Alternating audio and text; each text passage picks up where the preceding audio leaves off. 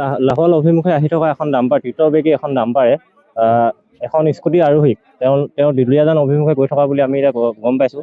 তেখেতক মানে 100 মিটাৰ বা 100-150 মিটাৰমান ডিষ্টেঞ্চত মানে তেওঁ চুচুৱাই আনিছে। আমি ডাম্পাৰখনত চিঞৰিছোঁ যে দাদা আমি ব্ৰেক মাৰক। সি ভাবিছিলে যে সিফালে পৰি গ'ল মানুহজন বুলি। সি পূৰা আৰু মানে এক্সেলেট ব্ৰেকৰ বদলি সলনি মানে সি এক্সেলেট আৰু ডাম্পাৰ চালকজনে আমি জনামতে মানে সুৰামুক্ত অৱস্থাত আছিলে তেখেতে। পুলিচ প্ৰশাসনক আমি চঞ্জাই দিলোঁ। এতিয়া এম্বুলেঞ্চ মাতি কেনে এতিয়া তেখেতক আমি ডিব্ৰুগড় অসম চিকিৎসা মহাবিদ্যালয় প্ৰেৰণ কৰা হ'ল।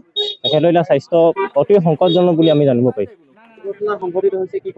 হয়, আমি আমাৰ লাহোৱাল অভিমুখে আহি থকা অৱস্থাত এখন দ্ৰুতগতিৰ ডাম্পাৰে আপোনাৰ লাহোৱালৰ পৰা দুলীয়াজান অভিমুখে গৈ থকা স্কুটি এখনক আপোনাৰ মুখামুখি সংঘৰ্ষ কৰে আৰু মুখামুখি সংঘৰ্ষ কৰাৰ পিছত আপোনাৰ ডাম্পাৰ চালকজনে পলাবলৈ চেষ্টা কৰাৰ ফলত মিনিমাম 150 মিটাৰ 200 মিটাৰ আপোনাৰ চুচুৱাই লৈ আৰু বহুতখিনি আঘাত তেওঁ বহুতখিনি জখম হৈছে আৰু ডাম্পাৰ চালকজনে পলাব চেষ্টা কৰাতে তেওঁ ইমানখিনি জখম পাবলৈ হ'লগীয়া হ'ল। চিনাক্ত বৰ্তমানলৈকে আমি পোৱা নাই, কিন্তু অতি সোনকালে চিনাক্ত বুলি আশা ৰাখিছোঁ।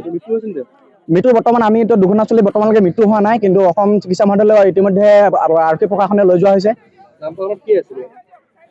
ডাম্পাৰখনত ইমান ধ্যান কৰা নহ'ল, কিন্তু শুনামতে বালি আছে বুলি গম পোৱা গৈছে।